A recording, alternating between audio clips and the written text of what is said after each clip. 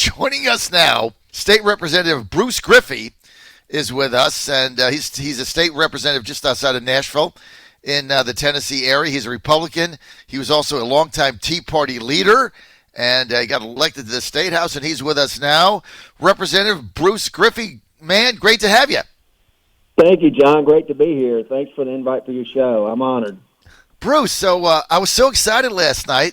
Michael Patrick Leahy and I went out to dinner at Stony River. It's the first time I've been out to dinner since like February, right? And that's like you go to dinner and like there's a waitress and there's a waiter and you order. We had a steak, and I mean it was like, wow, I had just gotten released from prison.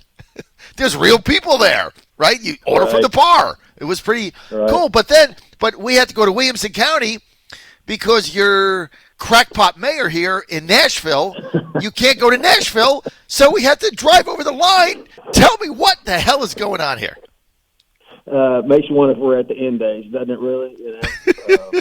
It's just kind of crazy. Why? So we're in Nashville. We have to get in our car. We have to drive out of the city limits 1 mile, and then we can have dinner. But if you're in Nashville, you can't have dinner. So I could go to dinner, I guess, and then 80 people there can have COVID, and then I can bring it back to Nashville. Why are the 4 cities in Tennessee shut down, but the state is open? That's a $64,000 question, isn't it? I mean, it's just kind of crazy, and Nashville's facing huge budget crisis. You would think they need to get their economy open and rolling more than any of the rest of the state. I'm kind of in an outlier rural part. To be honest with you, Walmart, Lowe's, Kroger's, IGA, all the grocery stores, and all the convenience stores, they've been wide open this entire time. The shields, when you go to checkout, they didn't come up until the last 2 weeks, John. So, we've been going wide open this entire time. If anybody was going to see a blow-up in numbers and spikes, it would be in my area, the rural areas. We haven't seen it. We agreed to do this temporary shutdown. And look, I give Governor Lee high marks on initial response to the COVID virus. But we did it so that we wouldn't overwhelm our health care providers and our health care system. That did not materialize. In fact, my local hospital's having to lay people off on shift. They're having to take out an $8 million line of credit because they're worried about being able to pay their bills. If I was advising Governor Lee, I would advise that Governor open it up wide open now so you can stop. You can see when people get a little bit of power, they kind of get drunk and they go crazy with it. We need to redefine what the emergency is, and so that these folks that have gone kind of crazy with power don't have the ability to just shut everything down and we're all at their mercy like we're living in the 1200s. It's incredible. So Nashville is in a budget crisis, right? So they've run out of money. They're running a deficit. They have a budget crisis, and they keep the businesses shut down so they can't get the tax money. And there's no need for the businesses to shut down because the businesses across the city line are open. So if you live in Nashville or you stay in Nashville like me, you drive a mile to get out of the city to go have dinner. Then you drive back into the city. It is the most insane thing, Representative Griffey, I have ever seen in my life. I just want to ask you something. I've got a state senator coming on, Kerry Roberts, a little bit later. I'm going to ask him the same thing. So my question is, if this is not political, if it's not politically motivated, then why is all of Tennessee open for business, which is controlled by Republicans, and the 4 major cities, which are controlled by liberal Democrats, Nashville, Chattanooga, Memphis, and Knoxville, are closed? Why? Well, it certainly proves the old adage, liberals never let a crisis go to waste. I think that's exactly what we're seeing, John. I mean, Mayor Cooper is trying to bump up property taxes, 32% or something for the property owners in Metro Nashville? I mean, that's insane, and he's got the city shut down. I was at the Capitol yesterday, and it's just like a ghost town at all the restaurants and so forth. It makes no sense. So he's got the city shut down, and he's got a budget crisis, so he wants to increase your property taxes 32%. Where the hell are you going to get the money? That's a good question.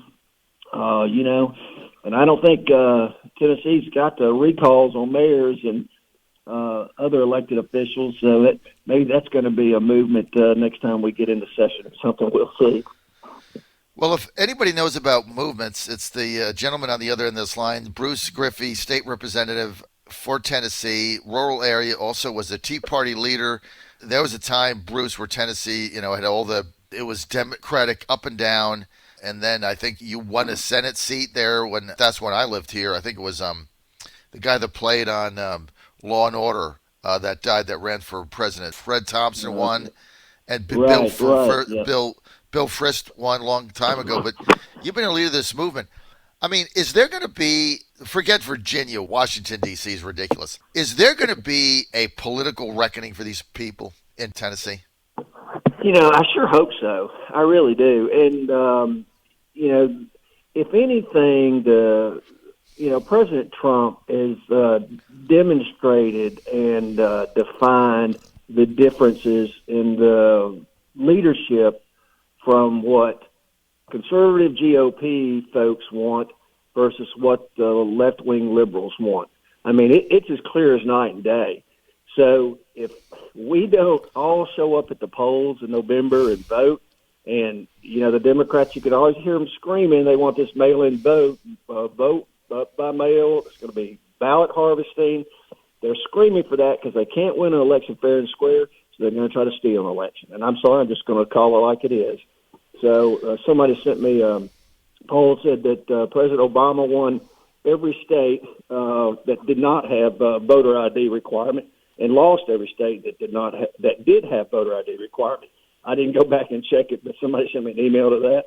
I think it'd be an interesting fact. If that's true, that certainly tells you we do not need mail-in voting. So it's crazy.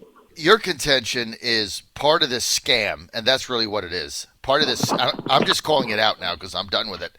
Part of this scam is to get some kind of a mail-in ballot to ensure that Trump loses. Well, I think the liberals are certainly pushing for that. Look, I think we were all kind of operating in the dark when this pandemic, scandemic as it's evolved into, when it first popped up, and there were legitimate concerns. And that's why I was on board, like, look, let's have a temporary shutdown. I did not want to go as long as we did to June 1st before the legislature came back into session. I wanted to go back earlier because I think that if you're going to limit a person's constitutional freedoms to associate, conduct business, or whatever,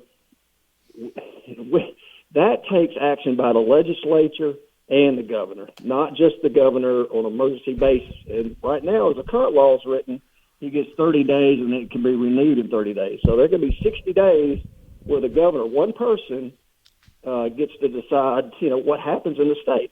I don't think that's constitutional. I think that's the law was written. It's probably unconstitutional, and as applied, it's unconstitutional. So we need to address that as well when we get back into session. So it shows you what happens when power gets concentrated. It's better when power is split up and operates like that because that protects everybody's constitutional rights. Representative Griffey, when you guys get back in session in Nashville, are you going to be part of, introduce, or do legislation that would limit the governor's powers for the 60 days? Because it doesn't matter who the governor is, Republican or Democrat. Are you going to do something to limit that authority going forward for 60 days? Well, there's already discussions, and I had spoke with Speaker Sexton yesterday. I believe that there's going to be an ad hoc committee formed that's going to review this entire emergency power situation, what happens. Because when the law was written, I think most people were thinking, natural disasters, fires, riots, invasion, something like that. But sort of this viral pandemic is kind of a different breed. And, having to shut down businesses where no one can make money. And, the government can't operate without money because it's all our money. Anytime they say they're giving something away, that means they're taking something away from somebody else to get it done. So I think there's going to be a committee to review how we look at this situation. I've asked to be on it. Speaker Sexton said he was going to put me on it. because I think we need to we learn as we go along, and so if we can learn from this pandemic what we can do better to protect the rights of Tennesseans, keep commerce going, and keep certain individuals that want to exploit a situation for political purposes. That's what we definitely need to shut down. Well, that's what's happening now, and I want to thank you for being with us today, getting up early because we're on Central Time. Representative Bruce Griffey from Tennessee, he's going to try to curtail some of this power, and as you said, now it's become a scamdemic.